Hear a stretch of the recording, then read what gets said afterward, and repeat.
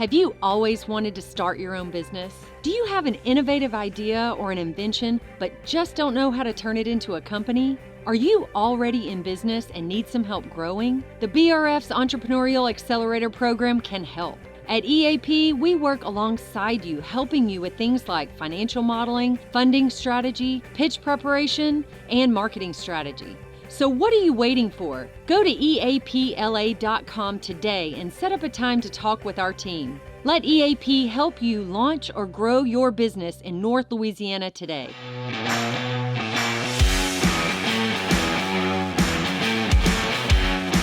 All right, we're back here at On the Cusp. Got my co-host, Matt Snyder. And believe it or not, we've been recording all day. Yeah. Okay? Good. But we're going to finish our day with the guy that we love, we both work with on a regular basis. So we felt like he's got a unique story to tell, and that's Clint McCommon from Fairfield Studios. Yeah, thanks for having me. Clint, I mean, like my thing with you, just to jump right in, is you and I feel like have a common niche. I see you all over town, both of us working in just random places all the time, but overlapping a lot. And I think that's an interesting thing that both of us have built businesses on being very flexible, working with a lot of people and enjoying knowing a lot of people in the community. Can you talk about just the importance of that and kind of tell about what you do in general? We definitely been involved in the community since the very beginning of moving back here, but it's been really cool about this job in particular is that we have a lot of clients in a lot of areas in Shreveport Bossier, and we get to see a lot of the behind the scenes of things that even like EAP and the Entrepreneurial Accelerator Program, but I've been in Metro Aviation or the Renzi Center or any other small business or nonprofit, and we get to go and shoot and see how they do their business and how they survive in certain ways. And so it's been very fortunate. I feel like I've seen how it's made, Shreveport Bossier style, because of having so many different places we go to. Yeah, absolutely. I love that, like a lot of projects we've worked on, you're like, well, man, I got so many footage over the years that'll cover that or B-roll for that or whatever, because you've been so many places, you've filmed so many different things. The collection of stuff you must have of Shreveport is really going to be really cool. Oh yeah, we get phone calls all the time because asking what we have in our archive. The only problem we do have is a lot of times our archive footage is specific to an event. So yeah, I have footage of the aquarium, but we shot for the aquarium and they have their mascot running around and it doesn't fit for aquarium B-roll, but it's still great when the Tourism Bureau calls or y'all call and say we need some Shreveport Bossier infrastructure. Like we've already done it for another client and we can use it. And so it helps. Well, talk to us about Fairfield Studios, because you serve a lot of different companies and organizations in here. How did you get the business? Okay, well, yeah, we didn't start that way. I got out of the Air Force. I was in the Air Force 12 years. I was airfield operations, air traffic control, and that was my background. I did have a business degree, but that was like 1996. And my dad asked me to come back and help out with Fairfield, which was his at the time, and a partner. And my goal was to come here and provide some, logistical business support for a little while. But I was looking for an airport director job, some like Shreveport downtown airport, not regional level. Because I'd managed major Air Force bases during my time and did inspections. But I got here and I got involved, and I, obviously never left. But at the time, Fairfield Studios, my dad called it the toolbox. We did photography, we did music, we did crew, we did video marketing, and whatever else you need. If you want people to come to the studio and grab what they need and do their job. The problem was you can't really market that. It was so widespread out. And my dad and my brother of Matthew Farms have this what I call career ADD. They just keep changing gears. So my dad at that moment he decided he's going to make camera cranes. So that was his whole focus, was building camera cranes. He said, Clint, you run the other stuff. And we realized that it wasn't sustainable. We had very few clients, and we weren't keeping them very well because we weren't getting what they needed. So I had a great team. I was surrounded by some really good people. We decided what was the best avenue for making money and doing what we like and surviving in this market. Music wasn't really profitable, and we knew Blade was going to open up, but it wasn't quite open yet at that time. But we already heard the rumors. And there's already a couple of recording studios. Photography is always saturated, and to compete in that market on a company size to make money would make sense.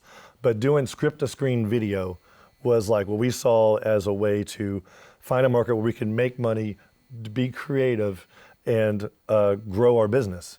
And the only problem we had was we didn't have a lot of reel material. I looked at our demo reel at the time. It was very basic video work. It was behind the scenes for movies or house concerts, whatever else. So we decided that we needed to step our game up.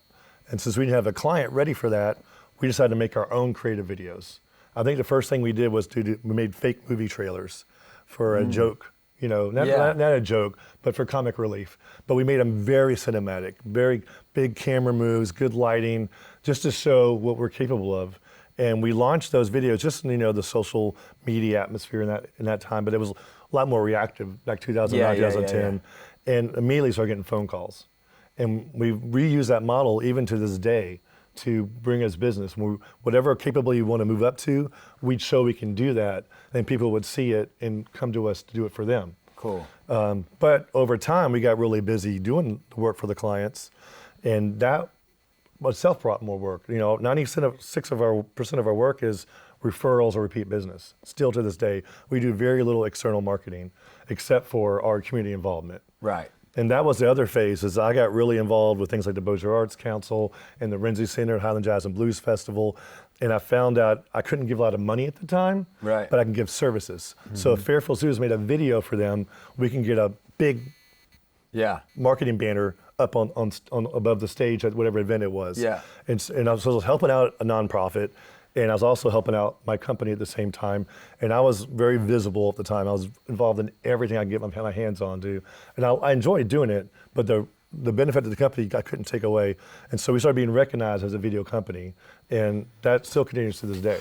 And you strike me because you and your brother are both entrepreneurs, but you're entrepreneurs in totally different industry, Totally not independent. Connected, totally independent of each other. And it got me thinking, like, that entrepreneurial thing, whatever we have that says it's okay to take these big risks or to do this crazy amount of work. I mean, you put in a lot of hours. I think that's another part of entrepreneurialism that we don't talk about a lot. Yeah, people don't see it. You're at a lot of events. I'm at a lot of events. We're working at times that other people are at home eating dinner or enjoying their weekend. So what do you think with your brother having Mahaffey Farms? Is that just something y'all grew up seeing? Did you expect that y'all would both end up being entrepreneurs? No, and it was really weird how that happened in my mind because I was gone. I left in '96. I joined the Air. Well, actually, I left in '91. I went to college, joined the Air Force, and I was as away. I would see my brother every once in a while. But that farm, that family trust that's there now, we grew up there. Every weekend we were there. Okay. It was my family saying there used to be a ranch there, and my brother became a trustee at first, just selling. Do you have a tree management system?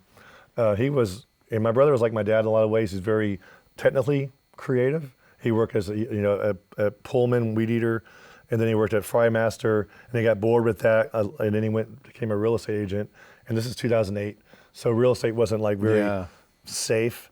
And then he saw Food Inc., I think it was, and then read a book by Joe Salatin called, I think it's Folks This Ain't Right. And he decided, I'm gonna be a farmer because that's the right thing to do. And I said, you are crazy. Do you see farmers making money or surviving? But he went in full tilt, and he, next thing I know, he's on the cover of the Forum holding a chicken. Yeah. And he's hosting these big events on the farm, and he starts getting more cattle, more pigs, more chickens. He realized really quick, he pivoted really fast. He started doing agriculture, but he wanted to do all organic. And if you do that, you have a problem with insects. You can't use insecticides. And so you grow squash until the beetles show up. You can't grow squash for 2 years or whatever vegetable. And so he couldn't really maintain a capacity. And so he really pivoted to the ranching side of the farm. And his, you see his meat products in a lot of restaurants like Mexico and Frank's and places like that. His eggs were in big demand recently because of sure. And I don't know, like people really embrace it. It became like a community favorite, even though he's a little more expensive, but you could tell the difference in his product. And he is like I said, a very technically creative person. So fixing tractors and putting up fences and all the aspects of doing a farm, it really helped his ADD. Like I call it creative. He always had something new to do every day. Yeah. And my mom moved back. She has a bed and breakfast on there now. My son helped out there for a long time. My nephew, and then my brother diversified, there was a meat packing plant doing all their meat work. Well, he acquired it. So now it does all his meat work plus others. So he's found a way to make a farming industry in Shreveport be sustainable. And hopefully, I don't know his books, but he's got to be making money at this point. He's been doing it for so long. But both of y'all just have that spirit, and both of y'all that goes along are the nicest guys in the world, and you work well. And I think both of you have the interest of the community as a whole. Yeah, you do a which makes you lot in the special. community. We see you everywhere, and I love your model where you realize probably that not-for-profit doesn't have the money to pay you what you could demand, okay? But you're there doing it, and you're giving back. Oh, yeah, I do love that part of it. So, I actually had to quit all the boards and stuff I was on because we were so busy. Yeah. But we were helping out so many different small businesses and nonprofits with our discounted work. We didn't make a lot of money off of it, but we were helping. And then, of course, there was the benefit of having our logo put up whenever they had their main events and stuff like that. Definitely no doubt about it. And so it's a double benefit. And that same thing happened during COVID when we did the live streaming stuff. Yeah, that was cool. We did that just to help out people who needed money. But then all of a sudden, newspapers and TV shows started coming by, and we got the best free advertising we've ever had. And our live streaming model became another revenue source. I think you in Shreveport were in the perfect place when, with social media, everybody went from just a static picture, okay, to they wanted that 10-second video clip that showed the key element of what they were doing. And that's our specialty. I tell people, when you skip an ad on YouTube or you scroll past something moving on Facebook, that's probably us. One of those ads is probably us. And as long as you see the brand and you get the idea, hopefully we want people to keep watching. But that's it. It's trying to get that. Well, I know you taught me that. Yeah. Okay. Because it was like, okay, we can do a commercial, we can do whatever you want, but who's going to stay on there for a minute? Yeah. And why do you want to pay for a minute? Yeah, you're paying for 10 seconds. You're really getting. You're paying us. You're paying for 10 seconds because you want to catch them, and we work with the client to figure out what's their message. And some clients you can be silly and be comedic and get people's. It's really easy to get people's attention, or be super technical. Or if it's a very serious thing, it's a little harder. But usually those clients have an audience. They're going to stop.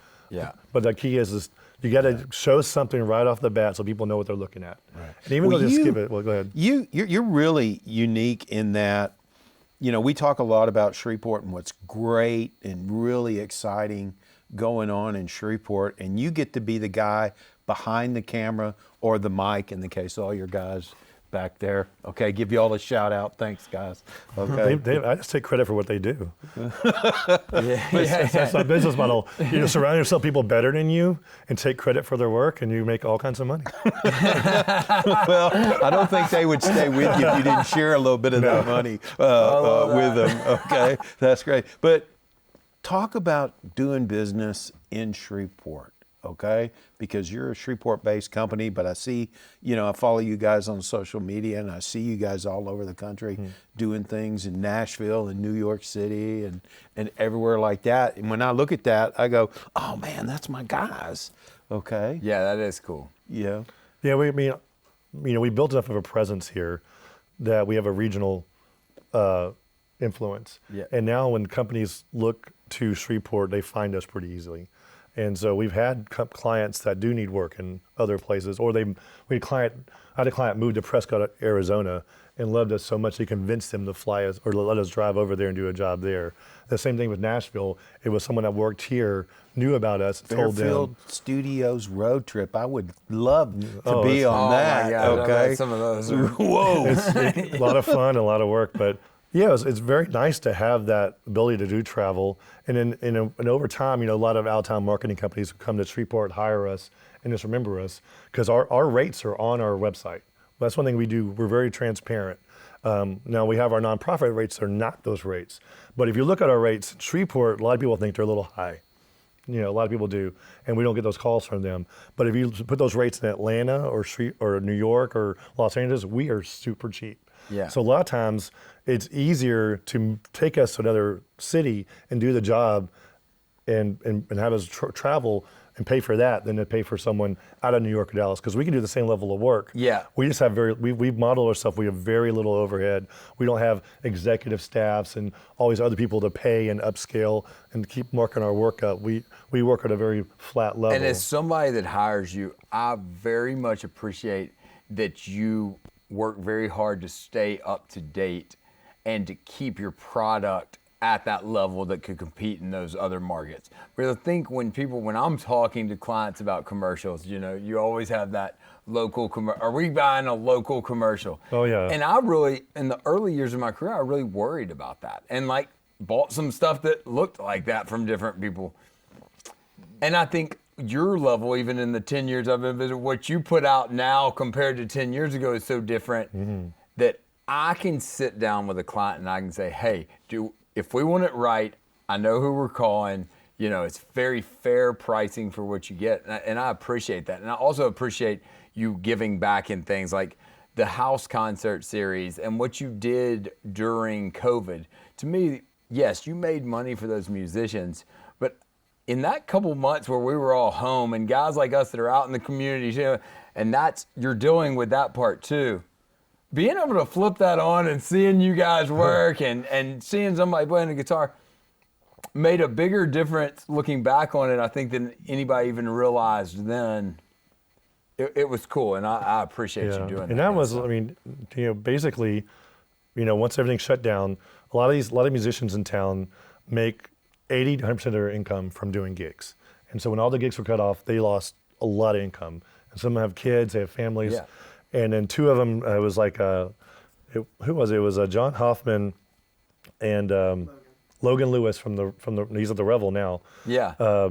They said, hey, can we live stream from your studio? And I was like, heck yes. I didn't know how at the time because we weren't a live stream company, but we figured out, got set up, did that first show. And I was like, this is a way we can help. We weren't working either. We lost like all our contracts like that gone. Yeah. And so we weren't getting paid, but we were doing our work. And so, we started getting bands calling us and texting us and comedians. We ended up doing a benefit, like a 2-day benefit live stream for the local service industry, mostly bartenders and wait staff. Yeah. And it That really, was awesome. It was fun for us. We had a kind of, the music didn't sound great because it was mixed for live, but we had a live show at the studio. We were doing something that was helping the community in a small way. I mean, I think we raised like $22,000 overall, which is a small amount, but not to those people who could now buy groceries and whatever else. Yeah. But then the news people caught on to it, and I didn't even think about brand recognition at the time, not at all. But all of a sudden, now it's getting call from the larger nonprofits going, we need to live stream our gala. How can we do that? We need to live stream our fundraisers. And then, so that was our first paid live stream. And then we had a government contract to live stream. And so it became one of our capabilities we could provide. And we still have it. It says live stream on our menu list, but it's not something we still advertise. Yeah. Because we do want to still keep our focus on the script to screen. But it was very nice to be able to help out a few people for a short amount of time. But it did help, but I didn't mind the fact that it brought us business afterwards. Well, it's really neat because you're more than just a regional, a company. You're pretty much national now, and we talk to a lot of business owners and entrepreneurs about that. And I think you said it best. Your prices are better than if you go outside and pay somebody for that. And I think a lot of people think Shreveport's expensive. But look, it's really not. If you're going to launch your business in North Louisiana, okay, you're better off doing it here. And y'all talked about this. Yeah. There's a lot of talented people in Shreveport-Bossier. Lot. Especially in the creative world. And some of them have, are full-time jobs that are doing digital creative, whatever else. But there's some great videographers and great editors that are here still. They might have come here because of the movie industry, whatever else, and may have left and come back. But we have that talent pool. And they're not always working for us, but when we have a big job, we can pull this talent, pull the equipment, and do a job at any level, and then scale back down. That's what keeps us cheap. We're not maintaining a staff, we have a pretty large inventory, but not the super expensive cameras. If they want that, we rent that for the project. Yeah. And so that helps us stay competitive.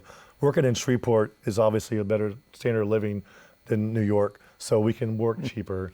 And when we do travel, we get paid well for while we're on the road and we get the travel money, but we're still way cheaper than they would get otherwise. And that is an advantage. And we're trying to keep that reach going, and hoping more and more people notice us. Well, good.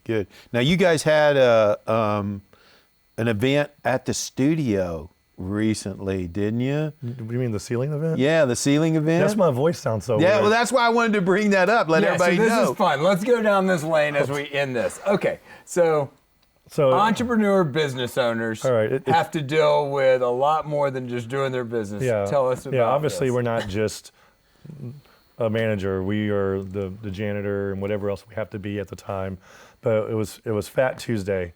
This year I was Duke of Howland Mardi Gras royalty, and so I got really involved, and I had a lot of my equipment involved with the floats and our ball, and so we were all moving it back to the studio. And Matthew Lynn and his wife Alicia Lynn were helping us, and John and I moving stuff back in the studio, and we said, "Hear this kind of loud noise, this weird sound, and what is that?"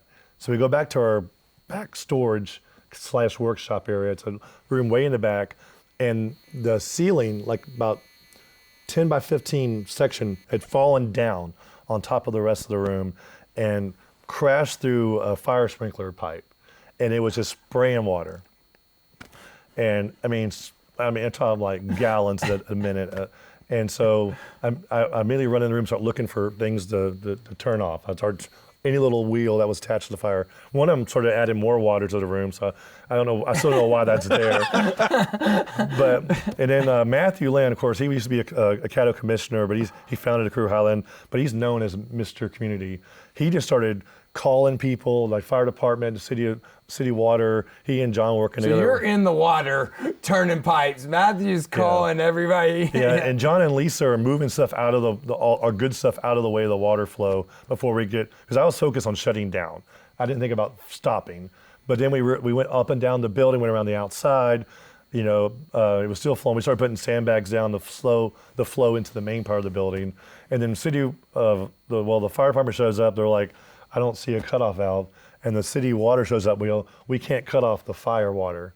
It took a while to get them to that point. They went through trying to turn off all the water. Nothing worked. There was the fire line has no little valve outside the building. We found out it was in our neighboring business, Harrison Paint. It was in their basement. And so John knew the number of one of them, so he called them.